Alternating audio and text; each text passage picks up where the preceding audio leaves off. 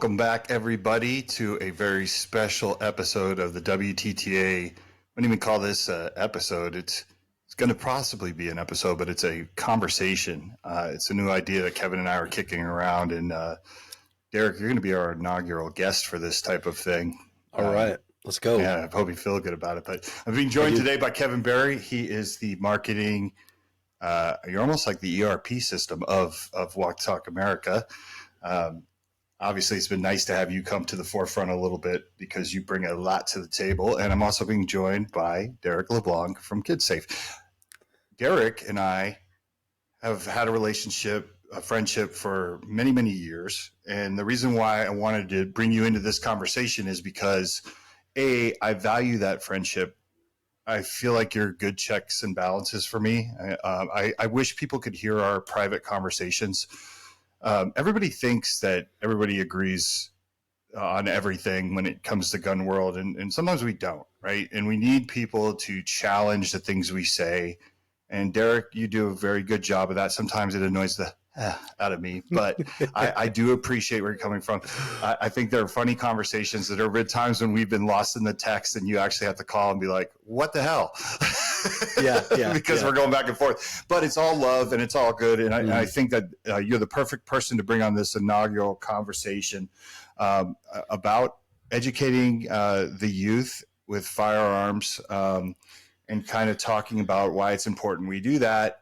And also deconstructing a lot of the data that's out there that we're seeing, because regardless of the data, how you feel about the data, we both believe that, you know, one kid is too many, right? And that's one of those things where we are in agreement that you never stop working towards that. You may never get there, but you never stop working towards that.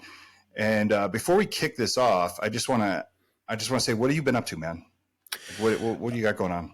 So I've been really busy. It's thanks for having me. And I kind of piggyback on what you said. I do appreciate our conversations. And what I love is sometimes, in our positions, we have to get outside of our echo chamber. And so sometimes, what makes sense up here might not make sense when it comes out or goes down the pipeline. And so just having friendly conversations to kind of say, especially when it comes to messaging and imaging, it's important that the optics are there. And so that's where I'm glad where we can kind of have these conversations. I'm thankful to be here. The Kids Safe Foundation, we're a nonprofit based in Oregon. And so we've gone over 29,000 kids reached in 5 states since 2016. And now we're planning for a Midwest tour, which is going to give us another 4 states. And that's going to be coming up next month. So there's been a lot of planning that's going into that. And so I'm glad to be here to kind of talk a little bit about that, but also, talk about data. Data is really, really important, especially for both of what we're doing as organizations, because we have to understand how the data is being influenced and manipulated, which ultimately is affecting our ability to present information that's factual. Yeah, Kevin, we look at it a lot, right? And we're always looking for numbers. And what we found over the last couple of weeks, especially when we've been just trying to look for the data, is that it's all over the place. Which is very frustrating. You would just go from a lot of it does come from the anti-gun side, right? And once again, I want to say that regardless, I don't look at those numbers with fear or anger or emotion, right? Because the way I look at it is like those numbers, I could spin those to why it's so important for what Derek does or what Walk the Talk America does.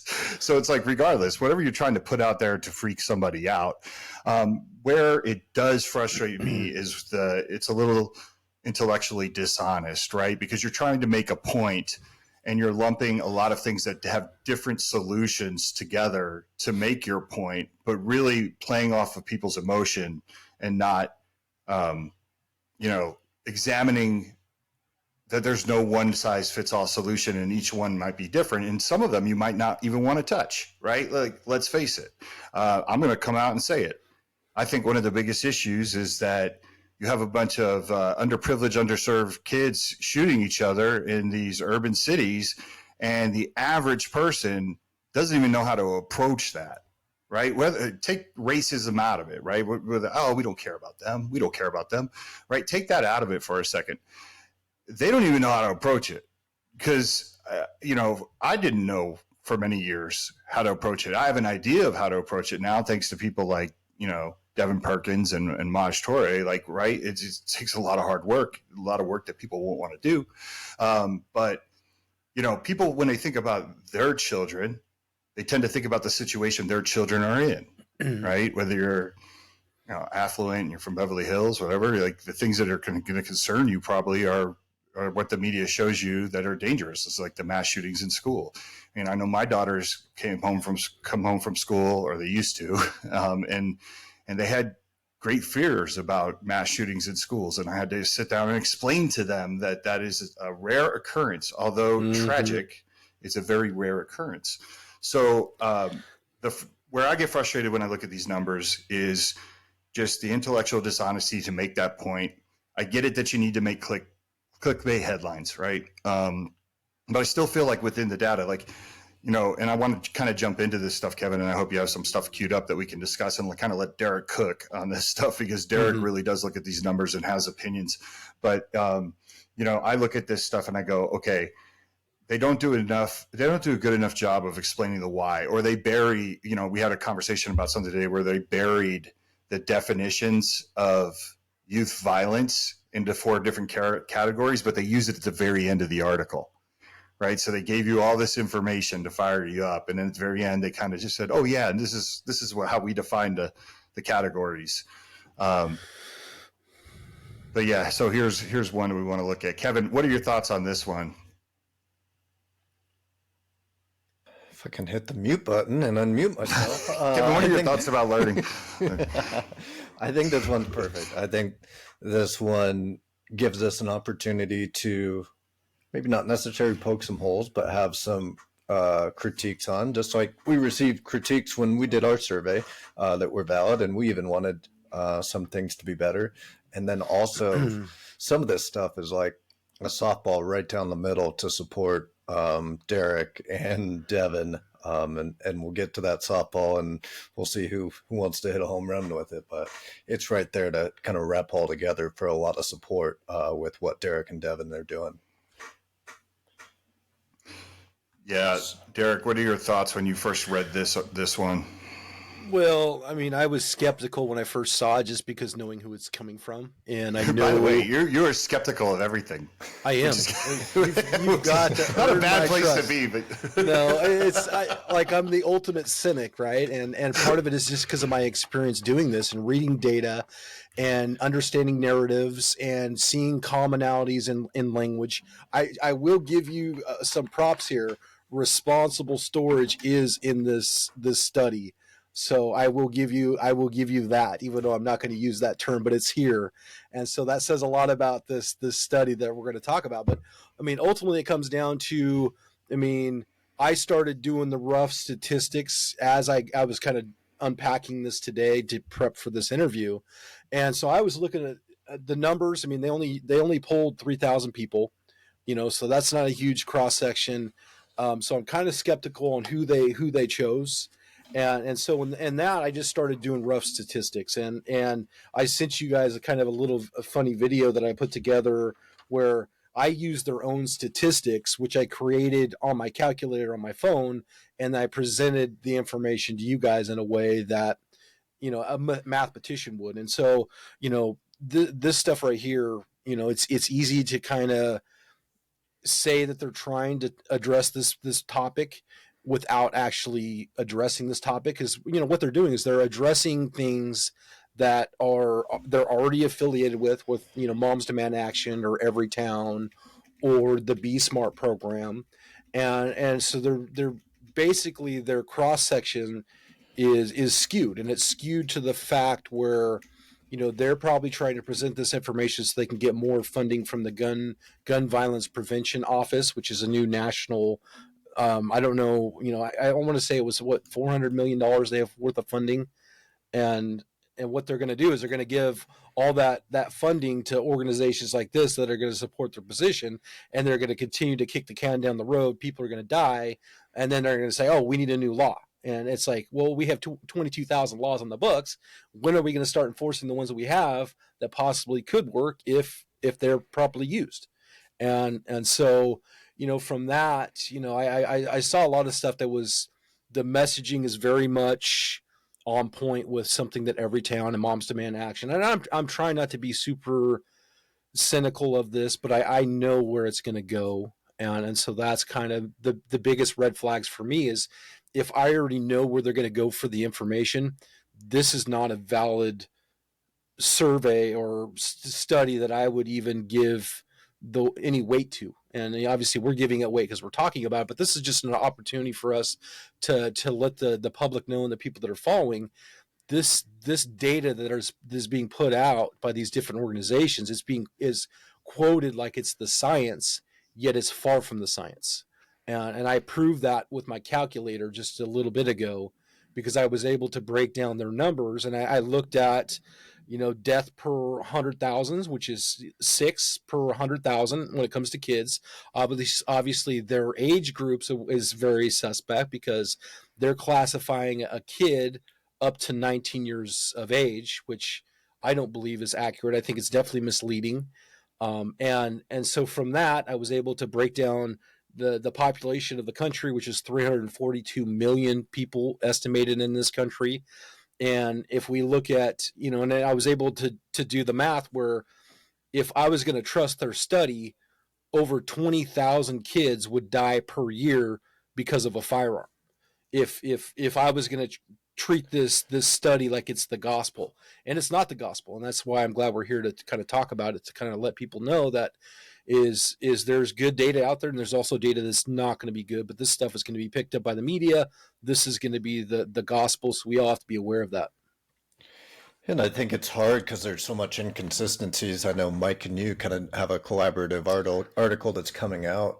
Some of those statistics are 1 to 17, some are 1 to 18, 1 to 19. Mm-hmm. There's no nationwide definition for, we define a child as age 1 to 17 or 2 to 17. Mm-hmm. There's no consistency. So it is hard to find consistency of the numbers matching up.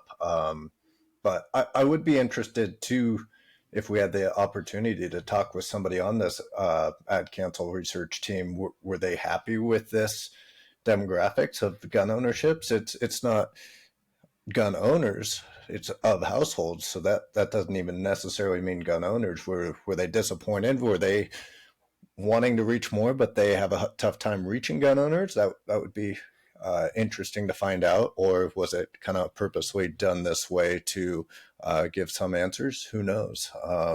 Mike, what do you think about the demographics? I think you're muted now. You made fun of me. Now you're muted. What I was about to say to you, I should probably learn how to do this. What I was about to say to you is the 0 to 1, right? They always throw that number out. And I never understood why. I mean, I do know why. they're trying to bring a number up higher, right? But can a baby who's 0 to 1 years old be shot in a negligent situation? Absolutely. So why are you throwing that number out there? That number needs to go in there. And then obviously you have 17, 18, 19. I just watched a clip on Instagram that came up on my page, and it was of Jesse Ventura. Remember the wrestler, the gentleman who was in Predator? Mm-hmm. He's kind of polarizing, but what he was saying made a lot of sense. He said that when he went to Vietnam, and after he was done with his tour, he wanted to go right back. And they were like, you can't do that. You have to take some time before you can go back for a second tour. And they kept saying to him, why do you want to go back? He says, because I'm a man over there. Like, you send me over there with my weapon, I could have a beer, I could do whatever I want. I come back here and I can't do anything, right? So I think about, when I look at an 18-year-old, it's hard for me to think of a child, because in the United States at 18, you're allowed to do a lot of things that probably you shouldn't be allowed to do, right? Like, you could star in a porno, for Christ's sakes.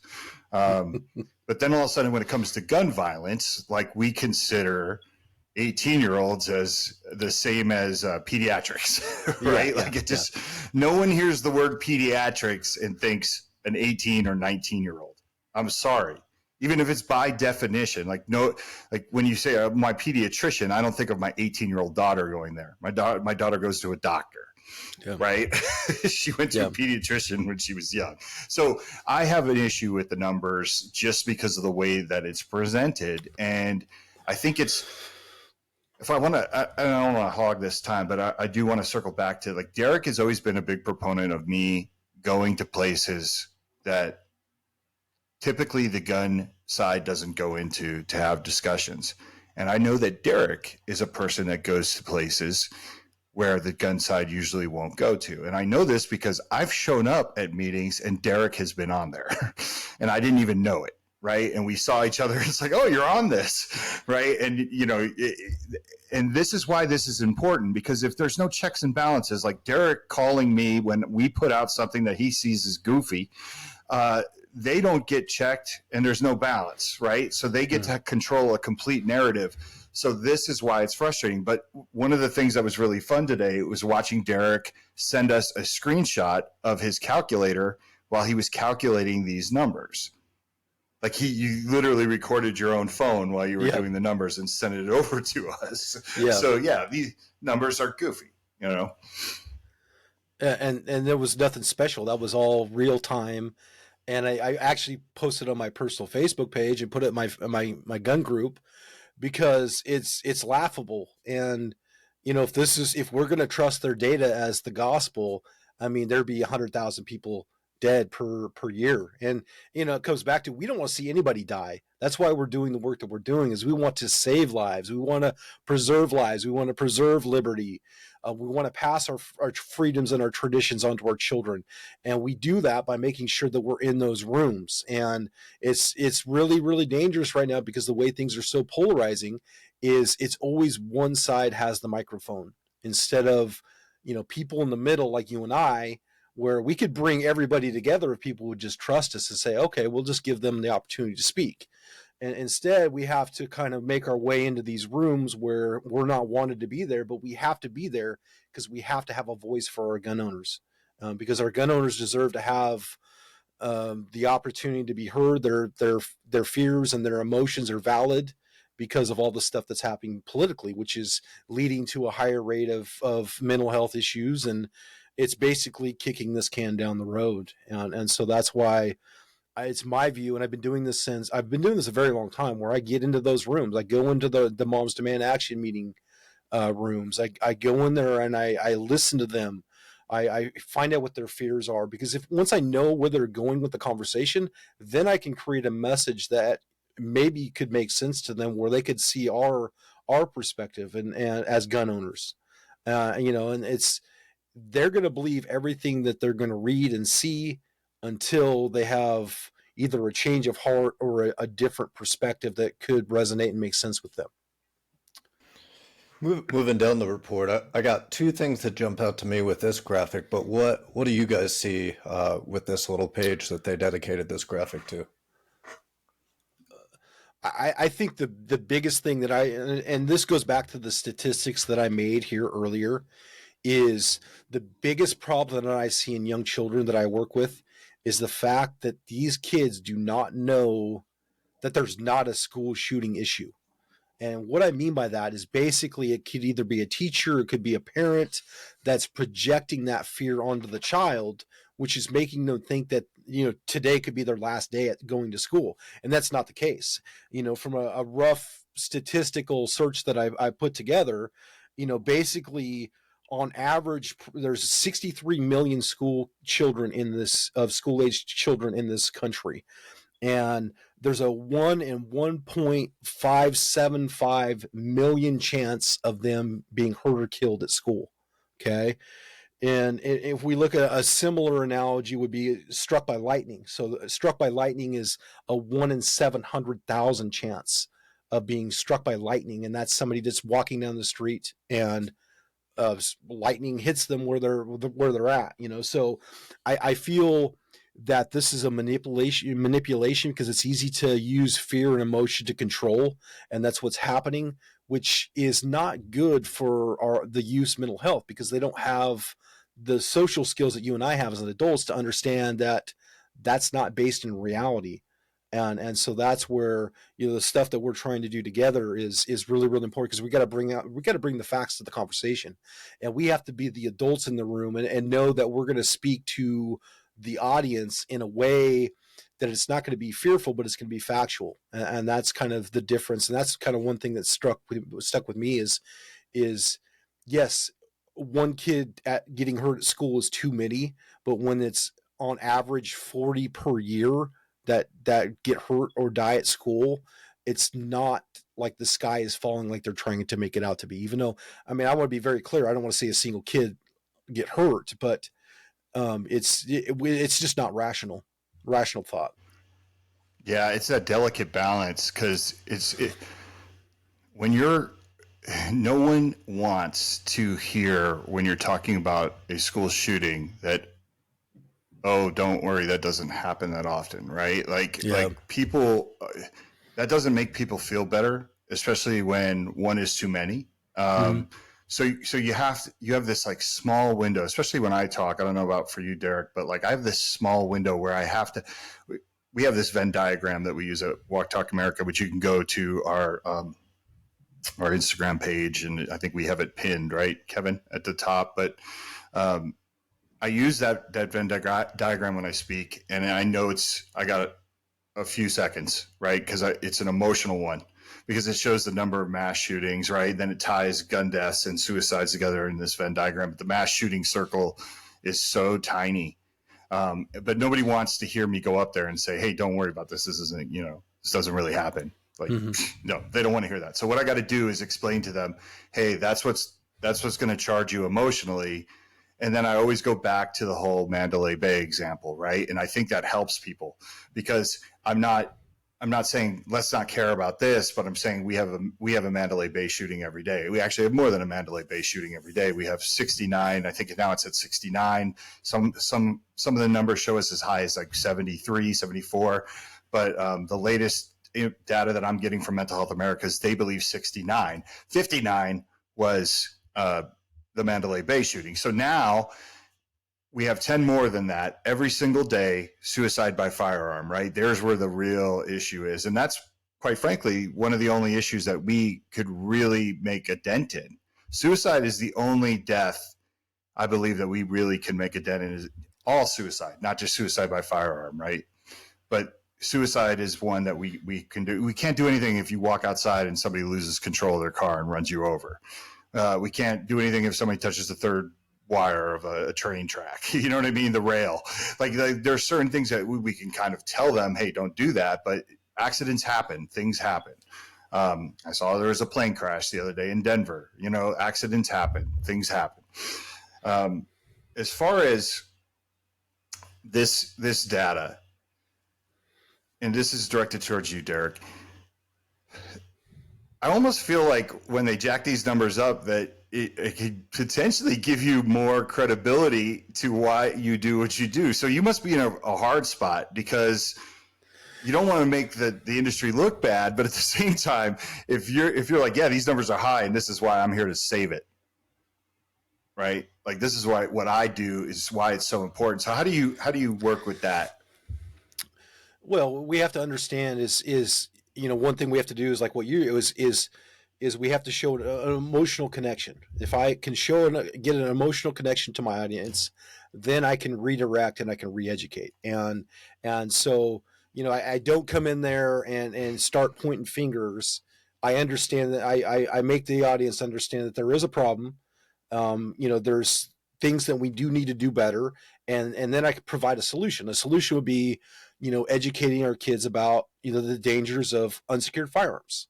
And education will work if given the opportunity. And so I think that's what's not being utilized effectively here, is because it's something that's new, that's never been tried before. And so there's some hesitation, but we also have to look at how much money is associated with the gun control movement. And so we put out information like this in this study that's used to fundraise, that's used to have clickbait ads. This is a way to rally the base so they can either get volunteers involved, or they can actually fundraise off of these types of situations. So, I mean, there's literally billions of dollars attached to the gun control movement, and so people do not want to give up that type of revenue because obviously they've become accustomed to living a certain lifestyle.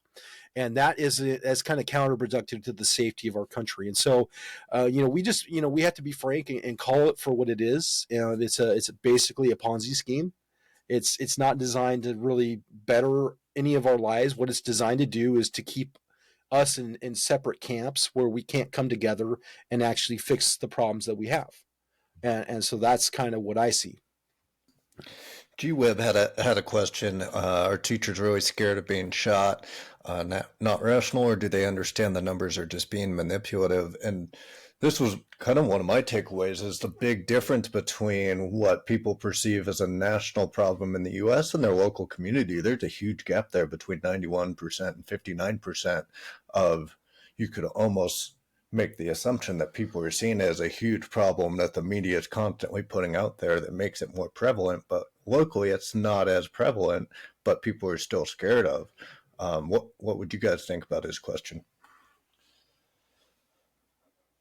Yeah, honestly, I'm not really sure. I don't talk to a lot of teachers. You know what I mean? Well, I mean, to be honest, I don't want to speak in generalities. I mean, for the most part, our educational system is very left of center. And, especially being from Oregon, that's very much the case. And in that situation, you're not going to have kind of free thought. You're going to basically believe, it's kind of a herd mentality where you're going to believe what you're told to believe. In Oregon, the teachers union is the most powerful union in the state. And so a lot of times these teachers are getting their preconceived, biases from either the higher ups, and so it doesn't always equate to free thought, and which is definitely, dangerous to everybody involved, because there's a lot of fear, and it leads back to your mental health, what you guys do, because it's affecting our youth in a way where, they're afraid to do certain activities, and they shouldn't be. I mean, the biggest thing that we should be doing is we should be training and arming our staff of our schools.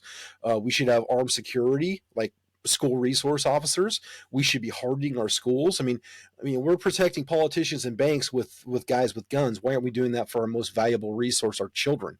And that's my biggest complaint, is we're so focused on the tit for tat that we're not focusing on the true fundamental, protection of our children. And we wonder why this stuff continues to happen. And so, and there's a thought process involved where they think that they can just wish guns away and guns are going to go away. And so that's, that's detached from any sort of reality, because guns are not going to go away. There's 450 million estimated guns in this country. There's 110 million estimated gun owners. We're not going to just surrender our guns. They're not going anywhere. So the next thing we could do is we need to coexist. And so that means the people that are afraid of guns need to understand that the guns that are in our society, they serve a purpose. They could be for hunting, they could be sporting, they could be for defensive purposes. And so when we're talking in a school environment, they definitely serve a purpose, and that's to protect those children and the staff.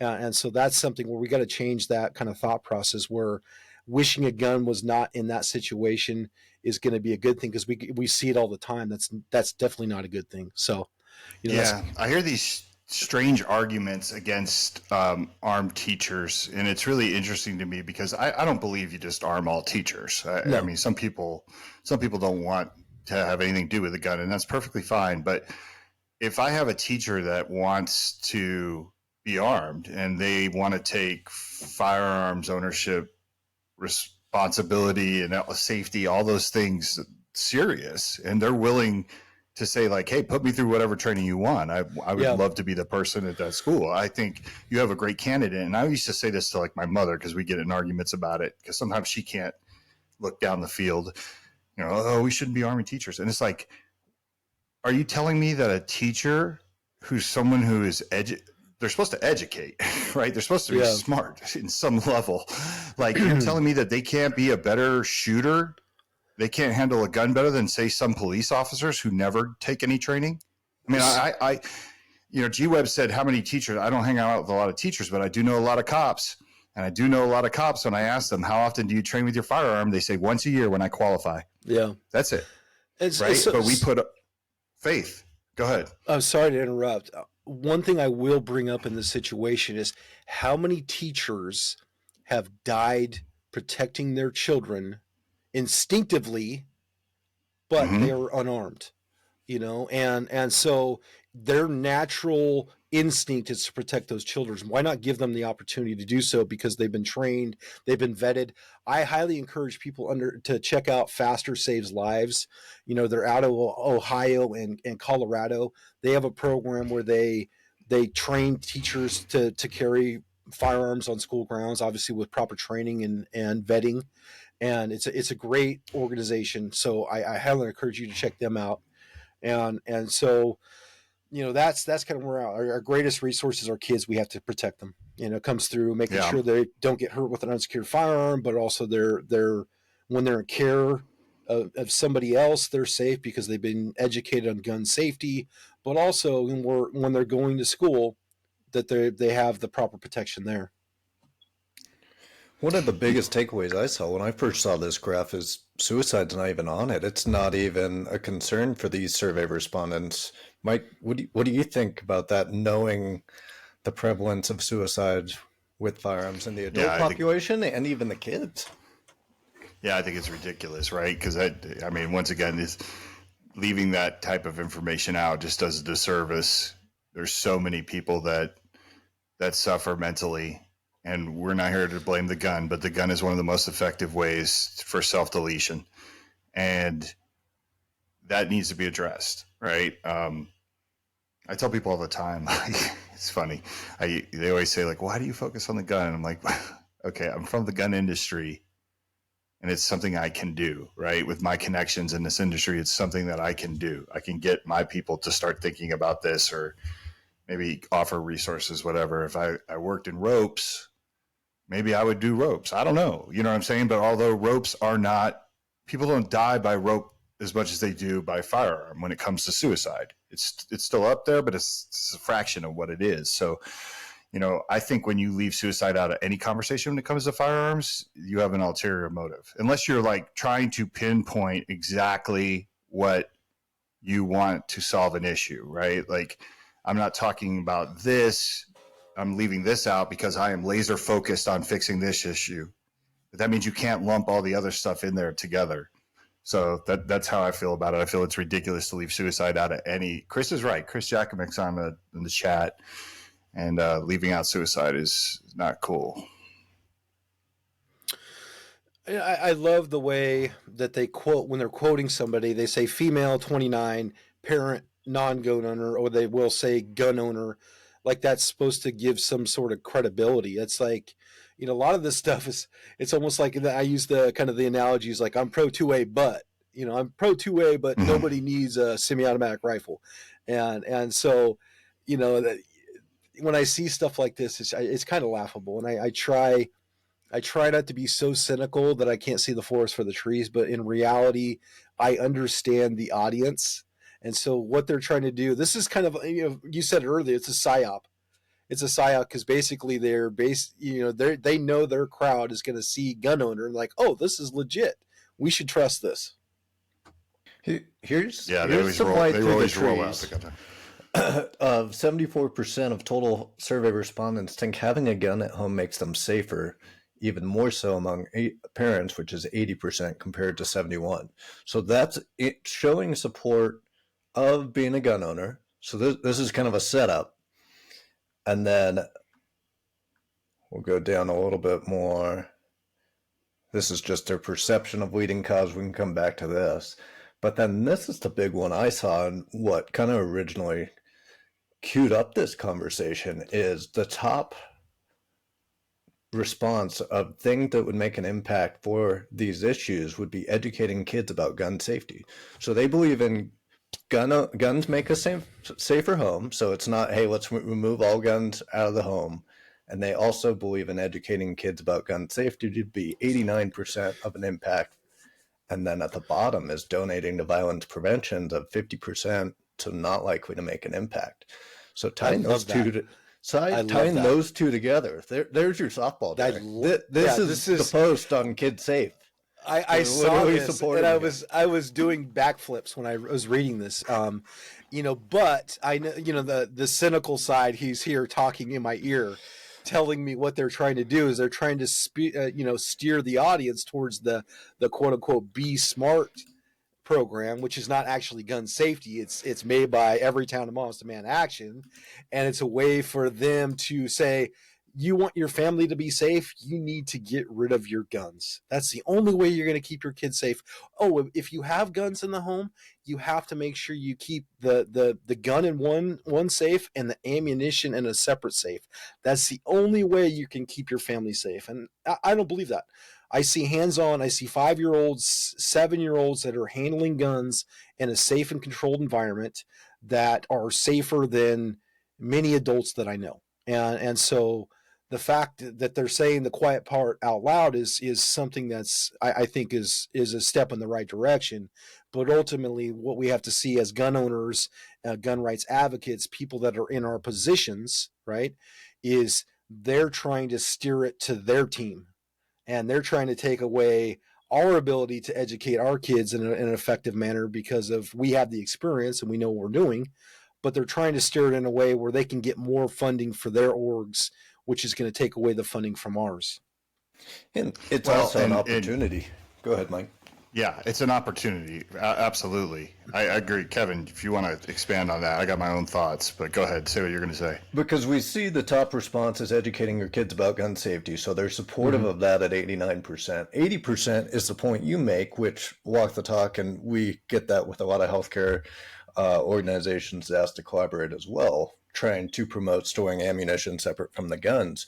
When Mike or whoever is able to educate, well, that's not really realistic because a lot of people use it for defensive purposes, and they have maybe promoting a staged lockbox or locking device or something like that that prevents unauthorized access this way.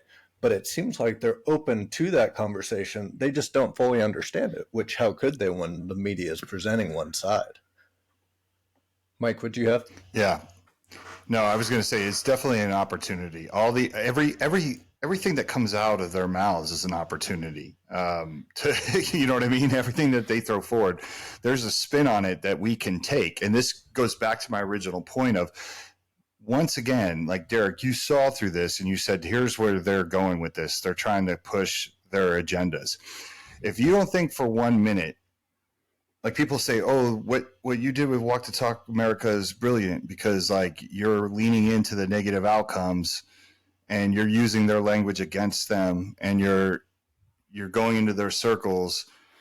Yeah, okay, that could be a play. I see what I do though as a bigger picture thing. I want to keep it ourselves. I want to keep it ourselves in the firearms community.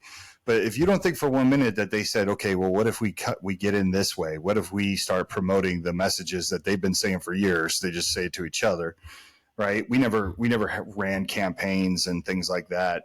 We had the Eddie the Eagle program, but the NRA made a choice to go a certain direction. But of course, they're going to come with their whole responsible storage messaging and websites and make the general public think that those are the only ones out there. Mm-hmm. Right. And like, this is why it's so important. Take Walk the Talk America out of it. Pretend we don't exist.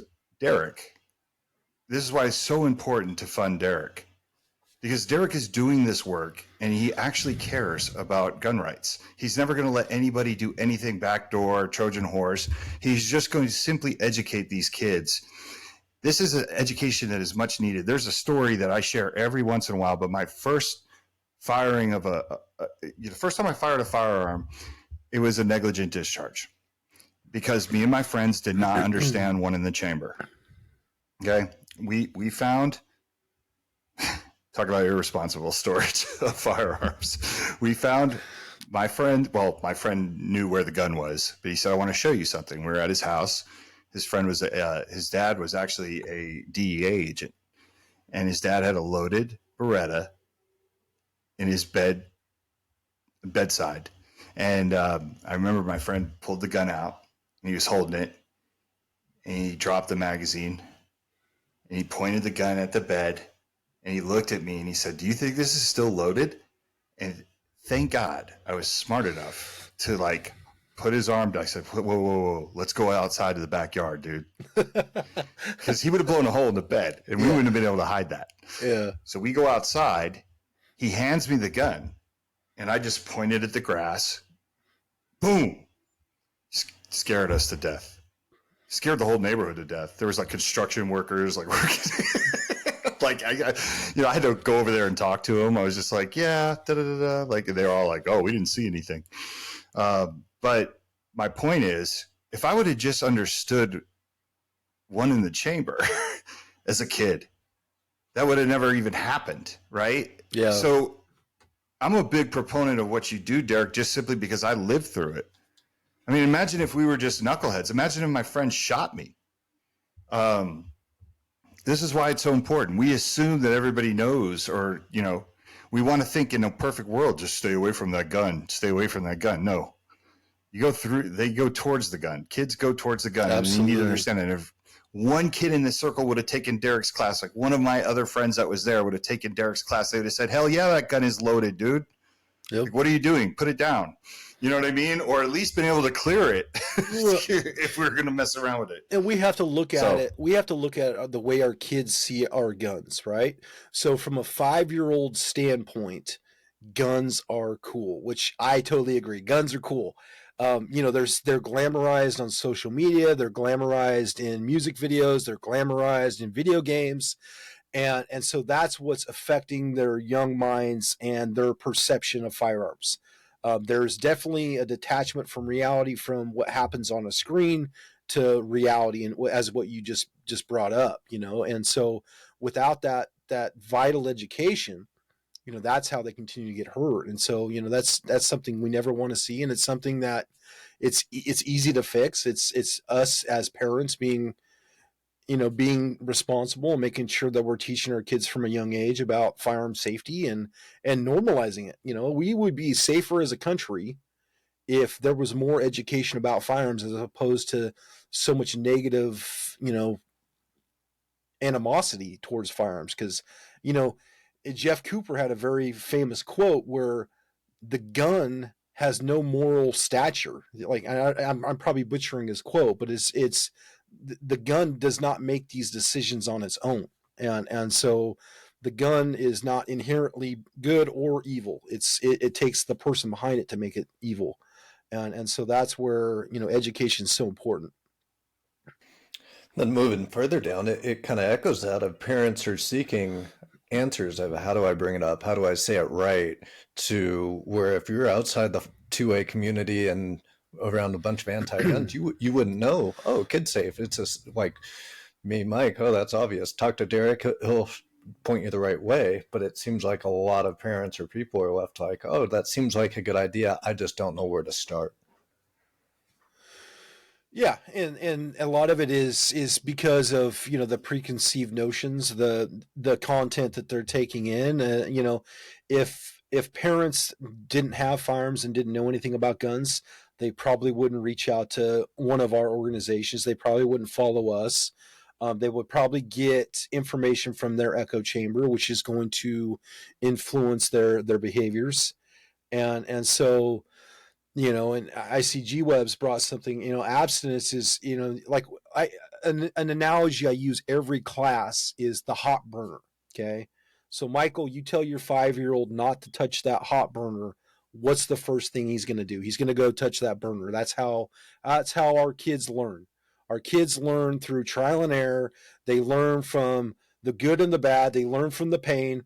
When it comes to a firearm, though, it could be life altering, it could be life changing, it could be fatal, and so that's where, you know, education is so important. And I come from a very even though I'm a pro gun guy, this is a pro safety message, and this is a message for every child in this country, not just the kids with guns inside the home. Because Michael, you have a young boy, he could go over for a play date to a friend's house, and you guys might not have guns inside your home, but his friend says, "Hell, I know that you guys don't have guns inside the home. You want to see my dad's gun? I know where it's kept, and it's unlocked." And so that play date, that they're going to a show and tell type situation. That's how your kid's going to get hurt. And so, having our heads in the sand and letting our egos or our fear of learning something that maybe be out of our comfort zone actually is detrimental to the safety of our kids. And I've modeled our program similar to water safety, because we teach every kid in this country how to swim, because we don't want them to drown. That's the same principle for firearm safety. It's that basic, and so, that's kind of my elevator speech. Kevin, what else do we got in this? Just seeing where we want. We gotta have a lot of wrap up thoughts, kind of takeaways they do, but we got through the bulk. I know Derek gave us another link if we want to jump over to that one. That was let's actually go over that one. That was actually part of that study. So it was hyperlinked. So I was like, oh, okay, well, and that's where I created my video from. This is gun safety, folks. So let's pay attention to this.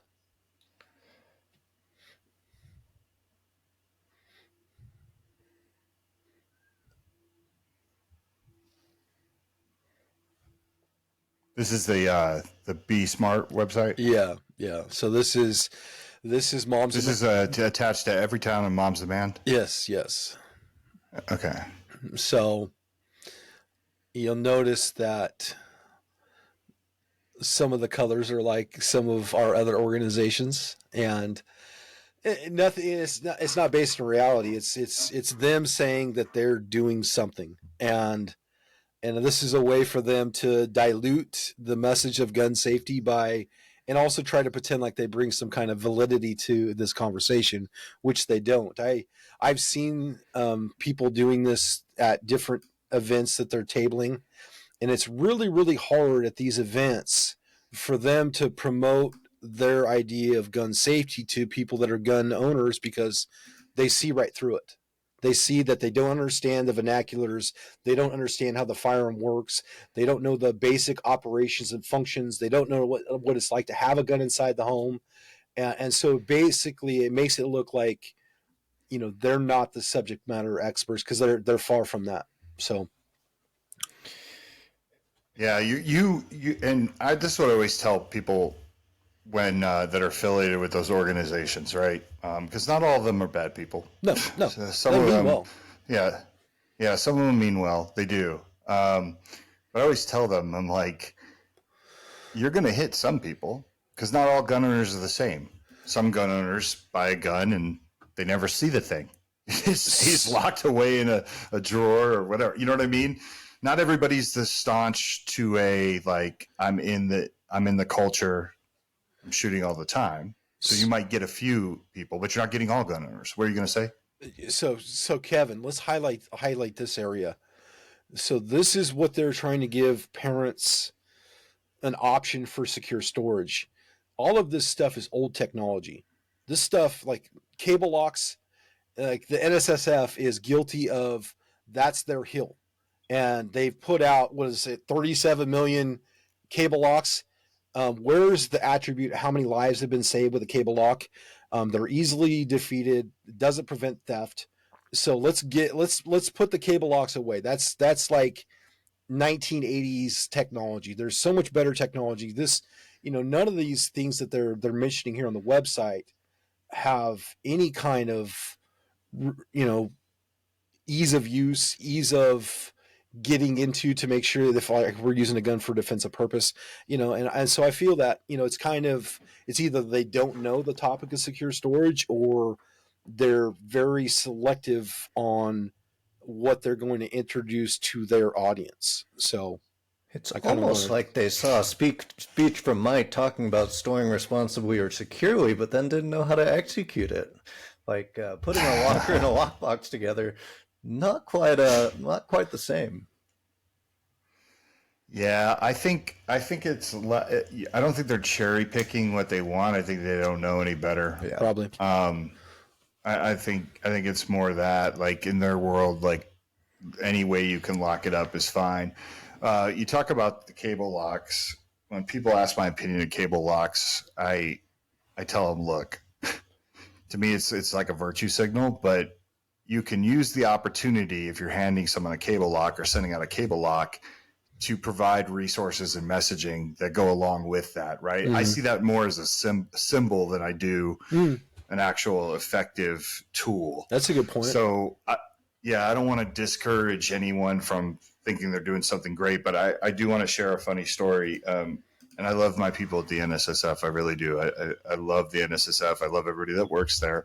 But we were at this convention in Denver, and I was sitting at a table with the guys from Ruger, Smith & Wesson, Timmy O from Vera Safety, and I think Bill Broussard was up there talking about the amount of child safety cable locks they'd given through Project Child Safe. And I'm not, no kidding, as soon as he said the number, all of us at the table, this is awful, but all of us at the table said, which all went into the trash. Yes. Because it's just one of those things, like I said. But having said that, I do see it as a symbol, and I do think that there's message. I think it's just as important to have some good messaging to go along with it. And some people might use it, all right? I'm not going to say some people won't. Some people might. It's just not the way most gun owners, especially the ones that are listening to this show or running these circles, are going to choose to lock up a gun. We're just not going to do it. Well, and I'm sorry to bag on them. Like I guess I hate being overshadowed, I guess, and not supported for the work that we're doing, because we're on the same team. I guess my biggest concern was just the amount of focus that they put on a product.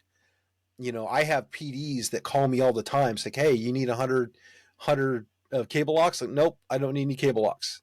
I don't give out cable locks. I educate the kids on, and the parents on good storage options. I don't refer any cable locks. But the PDs have this backlog of cable locks because NSSF just sends them out. And now they have storage rooms full of cable locks, and they need a way to get rid of them. And I'm sorry, I just don't give them out. I have some on hand. Yeah, I have some on hand, so if a parent asks me, I will give them, but it's not something that's in my forefront. Yeah, that program, I think, does a great job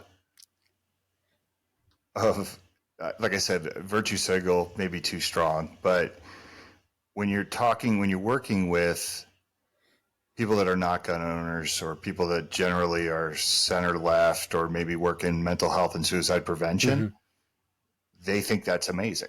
Yeah, for sure. Right? For sure. And I think what we're saying is let's go beyond amazing. Like, let's go amazing and effective.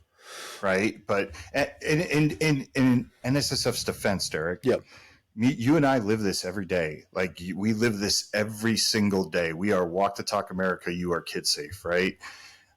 NSSF does a lot. Oh, they do a lot for sure, and they're spread thin. So to be like, NSSF, we need you to do this, we need you to do that, we need you to do that. Like, they're not just like, I am laser focused on this one area. So for them, I think they have to figure out ways that they can contribute into society and they don't necessarily have those resources to be like, hey, you're going to be solely this guy working on this issue. I would love for them to get there. And I think that's a bigger conversation. Maybe this one where we're, starting to wrap this conversation up, but it goes back to the point of, we got to start putting money into our own homegrown programs that come from the firearms industry, instead of having people that kind of put their toe in the water, crossover. The crossover is good. It's good optically, that we're well liked and all that stuff. But at the same time, our programs need to come to the forefront. Our programs need to be the one, right? Like, I don't want anybody I want Derek teaching my kid about firearm safety, my 6-year-old, I don't want somebody from every town or moms to man. I want somebody that's just going to focus on what I'm bringing the kid there for, not try to push them in a certain direction. Hey, you need to store your gun in Canada and your ammunition in Mexico. It's the safest way to own a gun. I don't know. Have you seen Mexico right now? Or Canada? Bury it in a hole in the desert.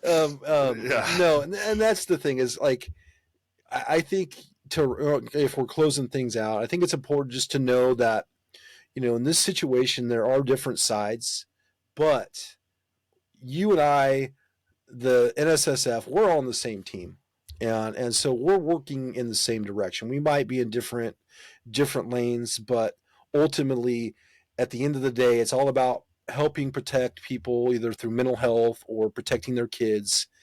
And we're also trying to protect our fellow gun owners because it's something that's important to us. And we have to have a seat at the table. And that's I think that's one of the most heartbreaking thing about this new gun violence prevention office is, where's our seat at the table? Like it's so radical that it takes away any voice of the gun owner, and it funds the other side, which is going to further. It's just going to spiral because they're going to have so much money. They're going to be able to invest so much in technology, and we're all going to get drowned out. And we're the ones that are actually on the ground doing the work. And so that's something that we all should be aware of. Yeah, I think people need to understand, and I always harp on this episode, right? But it's when Jake and I went to San Jose State, and we took a lot of crap from the gun collective and that Cobra Kai-ish attitude they have about firearms, whatever. And no one understood what we were doing. And maybe I didn't think about it. I didn't think it through to where, what would it look like if they saw Mike Sodini on a flyer with the most man action people, right? Like I didn't think enough, because I think people could figure that out. Like, oh, this is his play. This is how he's doing it. He's going to go up there and screw up their narrative. But I'm standing in front of the sign that says "End Gun Violence," and I'm looking at this sign, and I'm like, Jesus, when did we let them have that? We just let them have it. Yeah. They had end gun, just don't kill puppies.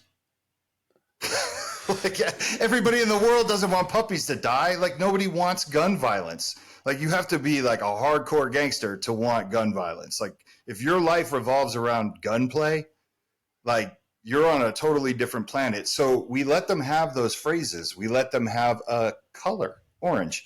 We let them have a month. And we don't say anything. And today I'm dropping, Kevin and I were talking about it. We thought it'd be fun to drop a post that, says End Gun Violence Month with the orange, on the backdrop of what we believe. Because once again, I feel like we need to start crowbarring ourselves into these debates. And don't go out there and be an asshole. No.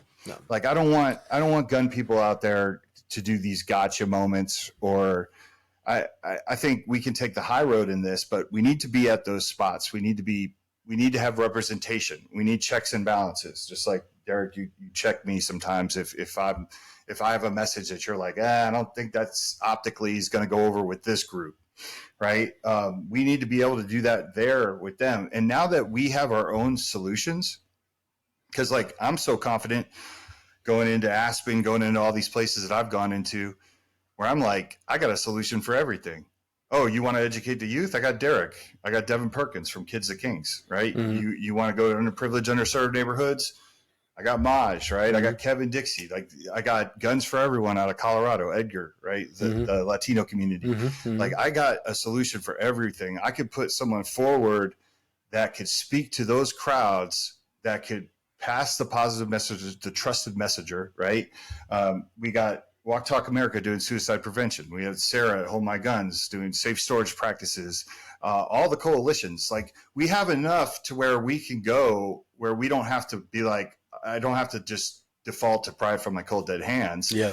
We could be like, we have it already. We're already doing it. Here it is. So one thing that you said that stuck with me, and I wanted to give you this positive affirmation, is never, ever apologize for doing something that you feel is right. You grab that microphone, that's your microphone. It's you. And don't let somebody shame you just because they're not comfortable enough to go to that event. And so that's the one thing is, and I will say that to everybody at home, is sometimes it's very, very lonely to stand alone in those rooms. but at least you're in those rooms. And so don't ever let somebody feel that you're less than just because you're doing something that they don't feel comfortable doing. It takes tremendous courage to do and walk into those rooms. So I saw that beef. Yeah, no, I appreciate I saw that. that, and that's not what we need. That's the last that we need, is to tear each other down just because you don't want to, you can't go into those rooms because you don't have the intestinal fortitude to do so. So, that's all I'll say. No, and I love it when people, and there are some gun people out there that have admitted that to me. Yeah. Like I remember talking to Matt Tassner. He works for Bill Hicks as a distributor. He goes, man, I don't know how you do it. I wouldn't be able to do it. I wouldn't be able to stay calm. Well, I'd start sweating. what you you know what I mean? What you have to do is practice, and it takes you have to get comfortable with being uncomfortable. And I've done it for a very long time. I've gone to their marches. I've walked through the city of Eugene. I've gone to their protests. I'm not wearing orange, but I go to their orange events so I can hear, I can listen, because that's how I can create a message that can resonate so I can reach their kids. Because no matter what happens, I love their kids and I want to protect their kids, even if their parents are kind of misguided, so. Yeah. Kevin, is there any other data that we need to take a look at? You got anything else that was interesting that we want to highlight? Oh, you know what I'd love to highlight before we leave? I want to highlight that one section of the article. I don't know if you have it. The one that I was texting you, Derek, and I said the 4 categories. Just want to talk about that real quick. Let's see. Where did I say that? 4 categories.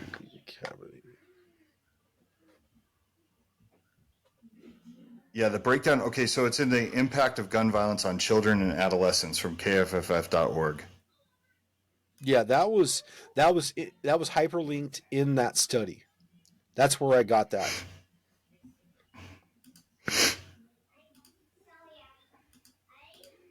So, Kevin, if you want to pull that up, you can just scroll down. Oh, there it is. I think okay, we got it here.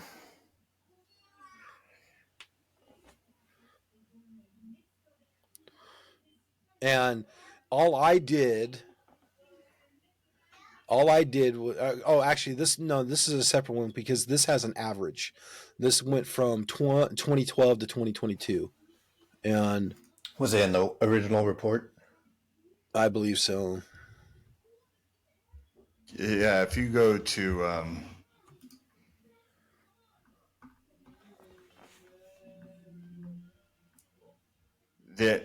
and I could just talk about the 4 categories that it has, because I got it up on my phone right now. Okay. But it breaks out number 1, neighborhood and community violence. Right? It says that's the number 1 killer. Firearm homicide in adolescents. But we know exactly where and what we're talking about, right? We're talking about the Chicagos, the Comptons, the underprivileged, underserved areas that get the lack of resources and funding, the lack of energy people put into those communities is a huge cause of that. And we know that it's education, it's all kinds of things. And that's why I love what Devin Perkins is doing with Kids the Kings, because he's giving an opportunity for kids that normally aren't introduced to firearms in a healthy manner to actually have that experience. Because I think traditionally, a lot of people, when they think of kids, and Derek, I know this isn't in any way like geared towards you, but I think when people think of kids with firearms, they think of little white hunters, right? Like it's natural, right? It's rural areas, hillbilly kids, like all these, like those are the ones that grow up with guns. Like no one ever thinks of the youth, the minorities. And then the second category is suicide. This is adolescent, firearm death. Suicides are the second leading cause of death amongst adolescents, and many of those suicides involve a firearm. So this is what Chris Jakovic was saying. Kevin, this is what you were talking about. This is why it needs to be in there. I saw Ghost Tactical it frustrates him that suicides gets left out, especially with how many people we all know that have taken their own life with a firearm. Third one is domestic or intimate partner violence. Women and children are often victims of intimate partner violence, which involve firearms. This also has kind of usually a correlation with suicide, right? Because how many times have we heard somebody killed their spouse and their children and then took their own life as well? So there's a little overlap with suicide in there. And then the fourth one is mass shootings, which is the smallest one, but they broke it out into a category. Although mass shootings include school shootings, although mass shootings, including school shootings, account for a small portion of firearms-related deaths, they can negatively impact the mental health of children and communities at large. It goes back to your point about their mental health, right? My daughters would come home from school after their mental health would be shot after they did the mass shooting drills. And I remember, I've told this story before, with both of them, I would ask them if they knew what fentanyl was. And they were like, no. So they're afraid of a mass shooter, but they're not afraid of something that somebody's going to give them at a party and kill them, which is way more likely to happen these days than somebody showing up to school and shooting it up. But anyways, so those are the four. Are they missing anything? I mean, straight negligence, right? Yeah. Accidental shootings. Yeah. I mean, and I say, like, on our thing, like our mantra is zero firearm accidents, the only acceptable goal. I have a real problem with the word accident, because it's really not accident. It's really negligence. It's, why did that kid come in contact with the firearm? Why was that kid not properly educated?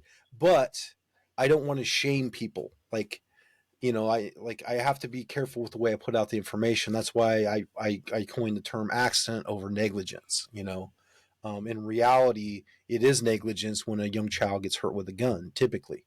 And so, it's just something that words have meaning, it's what I've learned a lot about what we're doing is they can be taken a certain direction if we're not careful and used against us, so. Yeah. And G Webs is drawing attention to Erica's big day. See how Erica safely helps her friends avoid some pretty dangerous situations. Everyone can learn from Erica's bravery and wisdom, learn how to be safe and avoid dangerous situations. He said that his daughter saw Erica's big day flyer on the table and asked, "Mommy, who's that? Is that me?" Erica's Big Day it's a book, right? It's a children's book. Yeah, I helped with the messaging, yet I don't talk to the guy anymore because I didn't get any kind of credit or any kind of help. So it is what it is. It's just a book, and we put a lot of interest into books, and we have to understand that not all children learn that way. They learn, kinesthetically. It could be hands-on.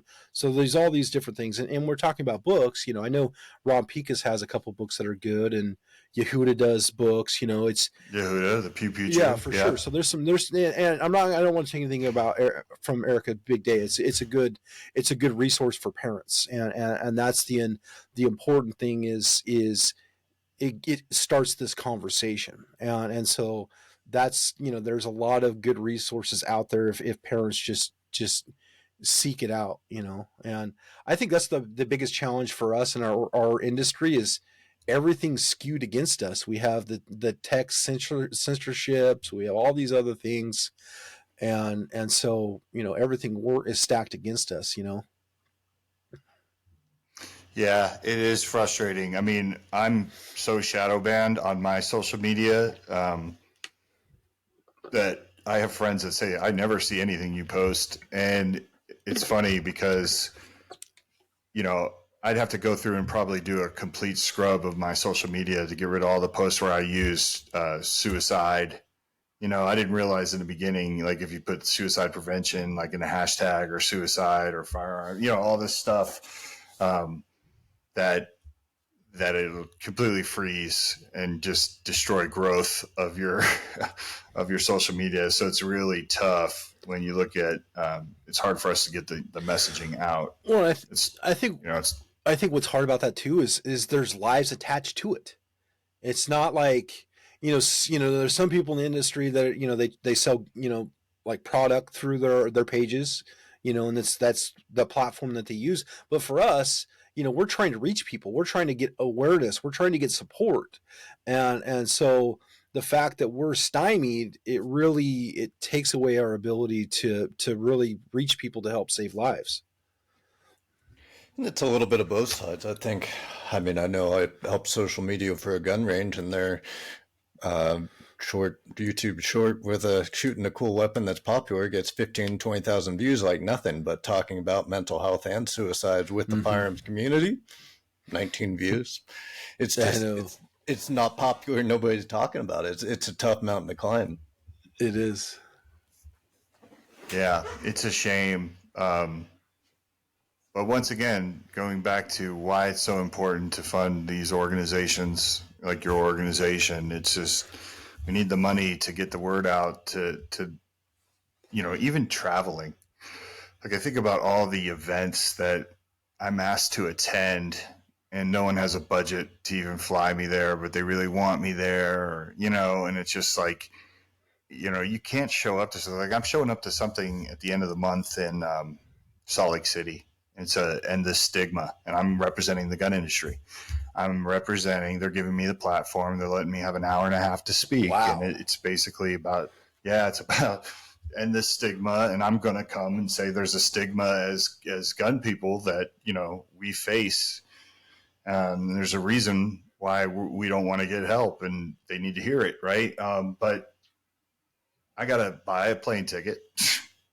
I had to register with the conference, and I got to get a hotel room. Then I got meals, right? And it's just like, people expect me to be there, and people want me to be there, but they got to understand that, like, we can't show up to these things. You got to take time out of your day.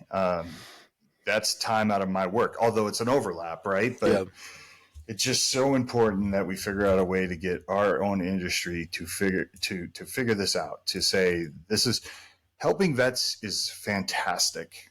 Like, we need to help vets, but we also have to understand that there's more than just vets as gun owners. Like, vets are just one piece, and there's a lot of overlap.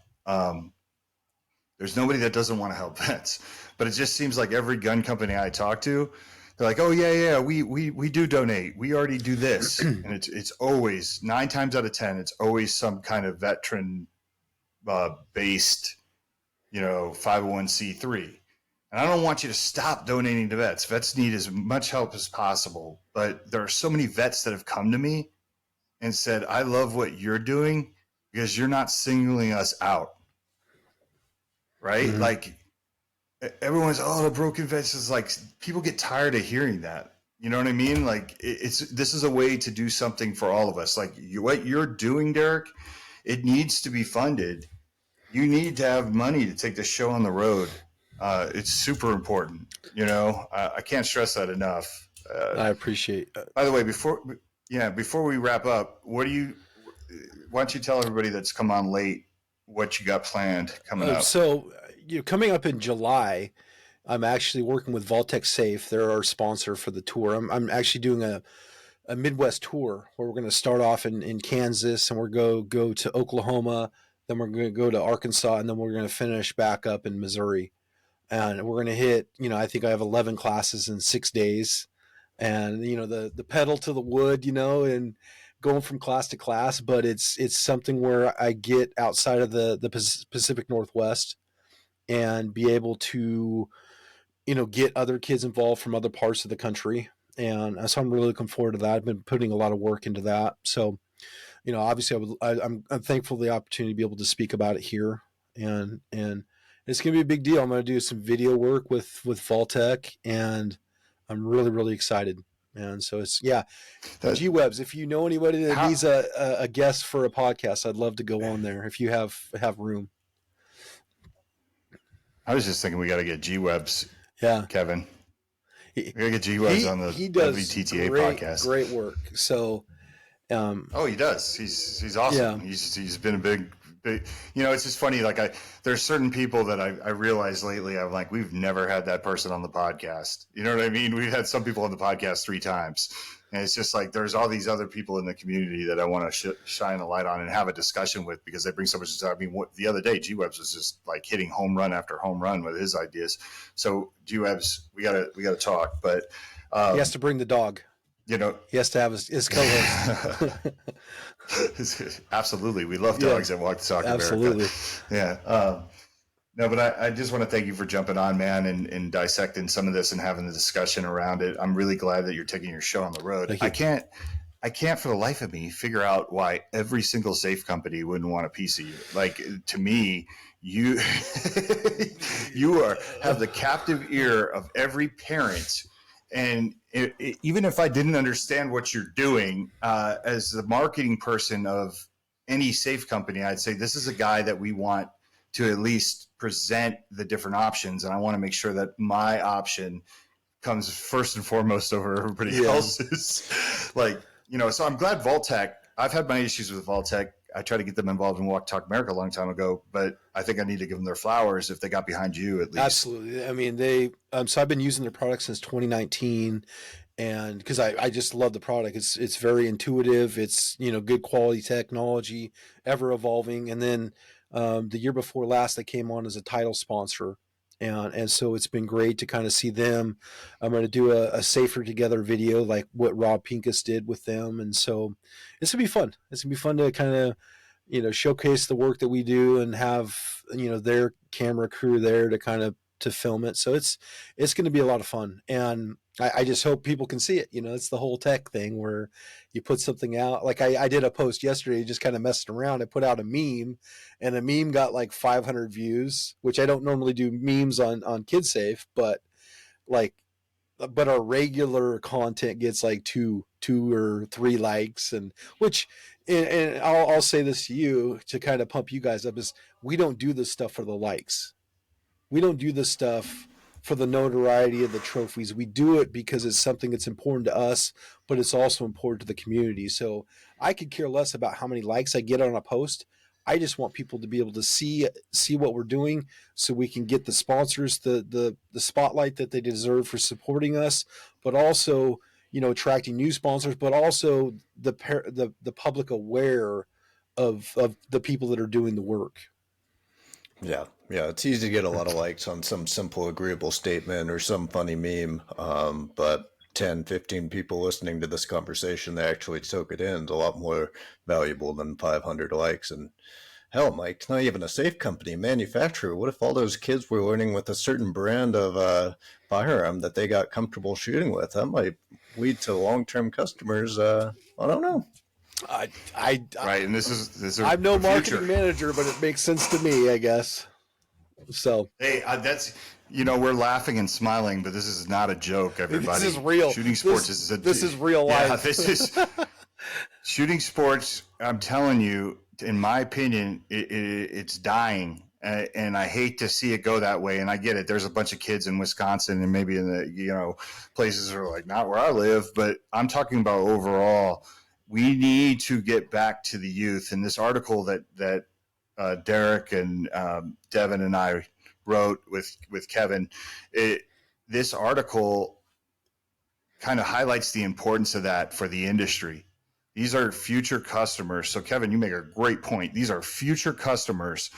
A lot of these kids come up playing these video games and they know the brands already, but they don't know anything about the guns, the actual guns themselves, right? Like how many people play Call of Duty and all that stuff. Now we need to teach them the rest of this. And what better way, like get away from the video game. Let's get you out there for real with this thing. Mm-hmm. And then let's get people back and excited about shooting sports, mm-hmm. right? Like this only helps the industry as a whole. And if you think about it, the average firearms industry 2A community person, if they want to donate money to something, a cause, many of these causes are linked to anti-gun. They take money from anti-gun organizations or they back anti-gun. There's a lot of backdooring and a lot of, I've seen it, right? Where people say, oh, I give to this organization. And someone from a gun community says, oh, I'll never give to that organization because they do this. Yeah. Right. Derek doesn't do that. Walk the Talk America doesn't do that. Like, we don't get any money from anti-gun things. We don't support red flag laws. We don't. So, like, give your money, be philanthropic, give your money to people that you know are not going to use it in any negative way that only lifts up the firearms community. You know, just, it makes sense. I will say this, okay? And I hope I don't get heat for it. Back at the beginning of our program, I actually got money from Levi's. Okay, so Levi's, anti-gun, I got their money, and what I did is I took it and I bought rifles so I could educate kids with that money. And so, you know, they had a policy that they would donate X amount to nonprofits that are diverse and all-inclusive. We met the requirements. They gave us, I want to say, like $3,200, which I ended up putting it into the program. So I use anti-gun money to buy guns with gun money. But that's brilliant, Yes. Derek. That's brilliant. Yes. That is brilliant. Like, people that would give you crap for that, they are not looking down the field, because that is amazing. Like, if an anti-gun, someone who supports anti-gun laws and whatever, the common sense, whatever the stuff they spew, wants to give you money for you to continue your work, I think the joke's on them, Absolutely. not on you. You know what I mean? Because I used their requirements against them, because obviously it opens them up for lawsuits. I mean, they could discriminate against us, and then they would be opening themselves up for lawsuits. So they really don't have any other option than to write us a check, and you know, it's spent like everybody else's money, and I felt good at the end of the day because I was able to get the stuff that I need to make sure that I can educate kids. Yeah, I'm not sure a lot of our people would understand that, but it really is brilliant to. If anyone here has a 501c3 and they're able to get anti-gun money and put it towards the cause, You could. And yeah, I think I try. We try to get money all the time. We get shut down. So Okay. You know what I mean? Like, I've never been able to. Kevin and I laugh. We've never been able to get a grant. We've never, you know. They find out about Mike's male modeling career, and they shut us down real quick. You think that's what's holding us back? Oh no! Well, at least they didn't say it was Rob Pincus. Yeah, that's right. Right. No, but seriously, on a serious note, like, you know, it's hard enough to get funding. If you can get that money from that side. I mean, Maj and I were joking about that on the podcast the other day, Kevin. Remember, he said, there's a number that, and I have a playbook that if the anti-gun side came to me, I know where our holes and weaknesses are, and I could exploit them. And he's right. Yeah. He's right, because I know where our holes and weaknesses are. And if I was to jump ship like that guy from Kimber, the guy who used to be the president of Kimber, I would be deadly. I would know exactly how to rile people up, and I would know exactly how to put the gun side on the spot. I mean, I know exactly what I'd say if I was a lawyer and I had you on the stand. And maybe not you, Derek, please don't. Like, there's quite a few. There's quite a few people that I could call out, and I could call out companies too. Yeah. I would never do that because I got to sleep at night and be able to look at myself in the mirror. But, you know, I'm just saying, Maj is right. Like, we got to do better. And part of that playbook was just getting on and talking about things. So many people see, maybe anti-gun companies will use this data, and everybody has a negative reaction to Ad Council Research Institute because they constantly see them used against it. We just got on here and used that data to support what Derek's doing. So don't just shy away from a conversation just because of, I don't really love how it's used everywhere I see it. Use it for you. Provide solutions. Yeah. Well, and that was the whole. Yeah, I would. So go ahead.